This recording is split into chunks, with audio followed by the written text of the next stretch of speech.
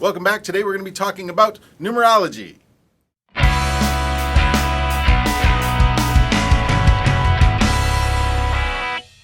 Hey everybody, welcome back. Today we're going to be talking about numerology. Brett, what do you got? Well, numerology is another one of those sort of ancient pseudosciences that claims to be able to tell you about your future, and it's based on the numbers of the letters in your name. Oh, really? Yeah. So you count you give the letters in your name numbers, and then you put those together and add them up, and that's supposed to kind of explain different parts of you. So in Japan, that coincides with how the kanji is written, right? So when they're giving the baby's name, stroke number, the stroke number, and stroke order too. Stroke order, maybe, I don't know. I'm not sure. So really, it sounds like numerology is pretty much just astrology, but based on name or kanji.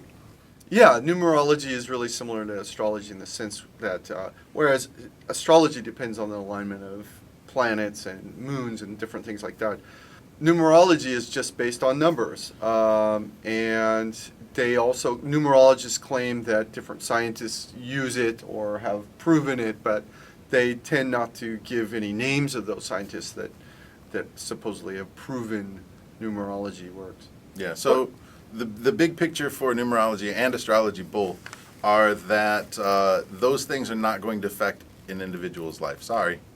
So the way it works is that basically you take the date of your birth, and sometimes you'll see people asking kind of about the hour of the birth. One time I went to a numerologist just to see what it was like, and I said, well, I don't know what time I was born. He said, it doesn't matter. Anyway, you take the digits or the letters in your name, and you link them to a number, and then you put those numbers together and you get kind of a core number, and then you manipulate that core number in different ways.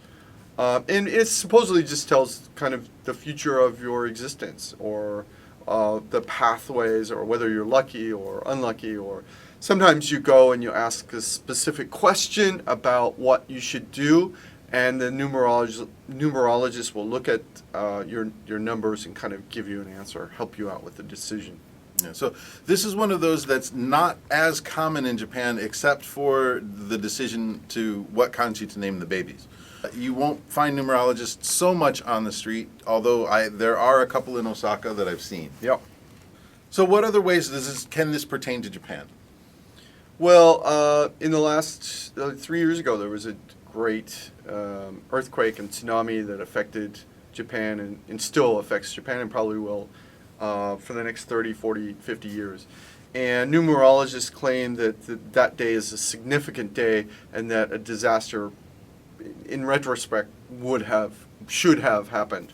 There's a core number assigned to that day, which was March 11th, 2011. Mm-hmm.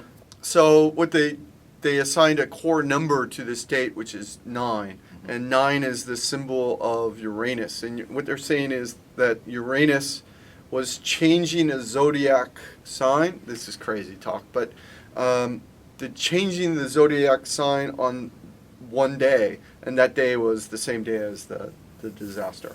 Mm-hmm. So there's something else that's actually really interesting with this, and it's interesting that they chose 9 as the number.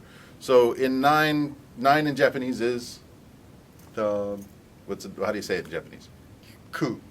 And so the homonym for it is, the idea behind it is kurushi, so pain, or if you go to the hospital, there will not be a room 9 because that would be the pain room, right? And what's the other number that has a similar, do you know?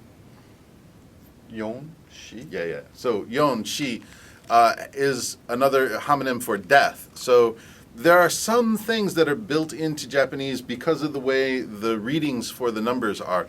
What about 8? Hachi. So because it opens up, it starts narrow and opens up. It's considered a number for good luck and fortune. So it's interesting that they chose the number 9 as the root number, being related in Japanese to pain or suffering, and so it fits. But these things all come before or after? these things, I mean, the designation that should have been a disaster day was talked about after. After. So, no telling of the future. Yeah. That's too bad. Q, incidentally, the number 9 is also called the Mother Teresa number, which Oh, is really? by some numerologists, I guess. And that's an interesting idea, too, because I think that they probably intend that to be a nice thing. Mm-hmm. I'm not sure, but then if you look into Mother Teresa's life, you realize that There's a lot of suffering around her, her. yeah, and she's quite a controversial figure, to say the least. Yep. Forward. Yeah. All right. So I believe this is the end of this number. So yeah, there's no good segue. We're out. See you.